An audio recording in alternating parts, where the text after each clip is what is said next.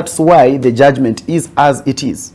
But be that as it may, I wish that people and Kenyans understand that at the end of the day, most of what is happening is purely politics.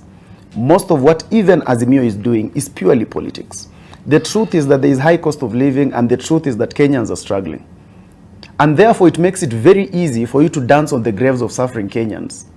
It makes it very easy for you as an opposition to then be able to ride on that and look like you are having extreme numbers. It is not that they are numbers. The truth is that there is a problem in the country. The truth is that Kenyans are struggling with livelihood and with food and with each of these things. So, but then as a responsible leadership, do you sit down to see how this can be salvaged? Or do you ride on the back of that suffering Kenyan to be able to make it look as though now you are better than the other one?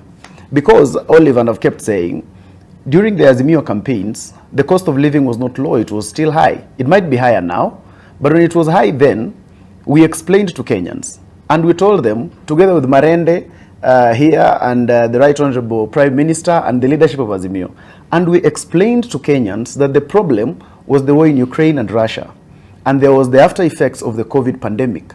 And these were things that the Right Honorable Prime Minister said himself. Now today, just because Azimio is not the government, the shoe has now turned on the other leg, that explanation has drastically changed. And therefore there is no consistency. And that is how a Kenyan should be able to see it categorically, that in as much as what is being fought for is the reality of the ground of what they are facing, but they must know that it is not necessarily the interest of the politicians. The interest of the politicians is purely personal. And what they're doing is just to ride on their problems to achieve a personal mandate, to achieve a personal thing. Look here, if the handshake happens and the president meets the Right Honorable Prime Minister, maandamano will stop. Will the cost of living stop? Will the cost of living go down? Will the finance bill then now become a good thing? At the end of the day, the moment that happens, each of these protests will stop. And I can assure you, my brother Marende will come back here and he will tell you about how good the government has now become. So the truth is that this political arithmetic that is happening in Azimio is purely optics. It is purely personal. It is purely something that Azimio wants to get to the next level. And I've said, every time there is an opportunity for them to have real change, they don't do it. Okiya Omtatah, when there was an issue with the finance bill, Okiya Omtatah went to court. And we had a hold on the finance bill. No, there was no demonstration and nobody died. But something happened. When the finance bill went to parliament, Azimio concentrated on talking to the people when at that time they were supposed to be talking to parliamentarians to ensure that this bill actually does not come through. But what happened? The Azimio MPs went on holiday.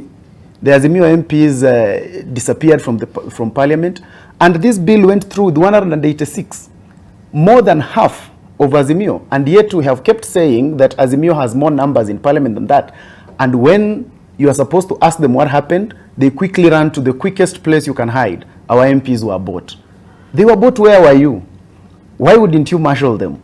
Why wouldn't you talk to those members of parliament? And are your members of parliament that cheap that every other time the explanation will always be that they were bought?